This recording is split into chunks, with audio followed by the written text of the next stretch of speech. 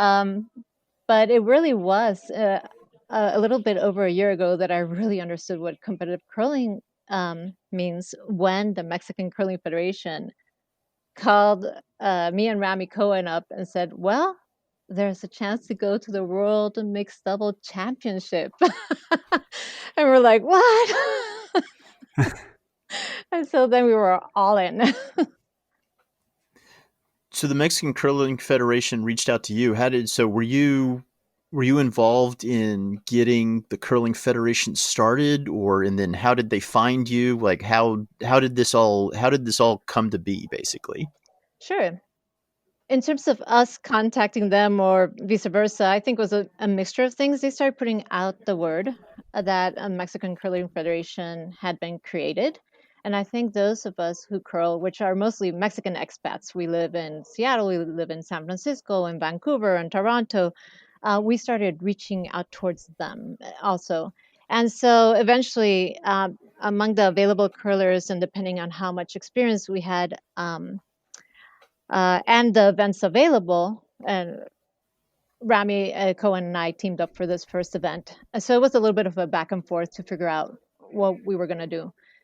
Um, but also, the Mexican Curling Federation has its own story, which is kind of fun. And they also, and let me tell you who they are. It's Rodrigo Velez and his wife, Paula Herrera, were also watching the Olympics last season, and they were watching curling. And simultaneously, they watched the Jamaican bobsled team movie. Oh yeah. And he turns to her and says, "Wouldn't it be funny if we brought curling to Mexico?" So, in this kind of like, I've been joking for years that I'm the Mexican curling team, right? When asked. Yeah. And so, a team of one, right? Um, and so what ended up happening is that they did the crucial thing, which is to set up the administrative side. They've registered the federation. It's acknowledged by the Mexican Olympic Committee and the National Sports Authority. They, went back and forth with the World Curling Federation to make sure that they were acknowledged as well. And I don't know if you noticed, but the World Curling Federation Congress this year was in Cancun, and that was because of their efforts. They brought it to Cancun, and as you know, these conferences are usually just, and you're usually in a building somewhere in the world, and people were very happy that this year it was in Cancun. I imagine there were Yeah. no complaints from anyone in the Yeah. WCF. There was plenty of praise, as I understand.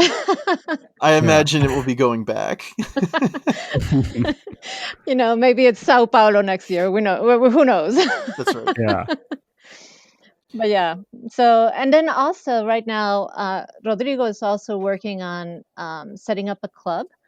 They actually have with investors in Mexico. They've identified a hockey um, academy that has two sheets. I mean, two arenas, and they're going Hmm. to try to transform one of those arenas into three lanes, three sheets of curling ice.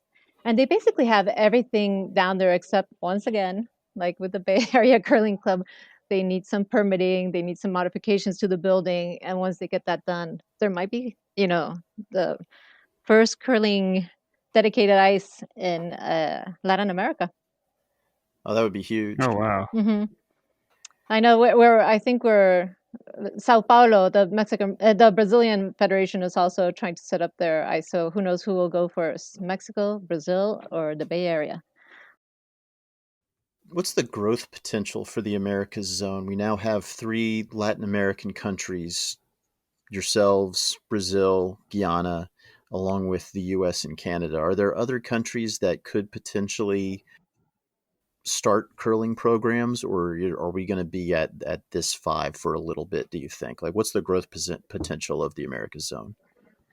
I think it could be huge, especially when people realize that you can start a federation um, with support from the World Curling Federation and other experts such as Chad McMullen. And then, if there are players that meet the nationality requirement or the requirement to play, you could soon enough have a mixed doubles team that goes off to a qualifying event, and depending on the area, you might have full teams pretty quickly. It hasn't been that easy, as you can tell. Even though we've been talking about Mexican Americans, and there are a lot of Hmm. Mexicans and Mexican Americans in the United States. It hasn't been that easy, but I keep on promoting it. And right now in our club, I dragged him out to Arizona. Actually, my friend Jose Sepulveda, he is looking for his Puerto Rican uh, woman curler partner to put together a team and go to the qualifier. And he came down here because there is a Puerto Rican curler here, and he's trying really hard to Wow. convince her to play. But and he's already talked to the Puerto Rican authorities back home, and so I think you just need some enthusiasm. There is hard work around the administrative stuff. We are fortunate, the Mexican Curling Federation, that we don't have to take care of it, but um, there are many ways to do this. And again, like always with the generosity comes from a lot of curlers. You can find people that will help you set it up.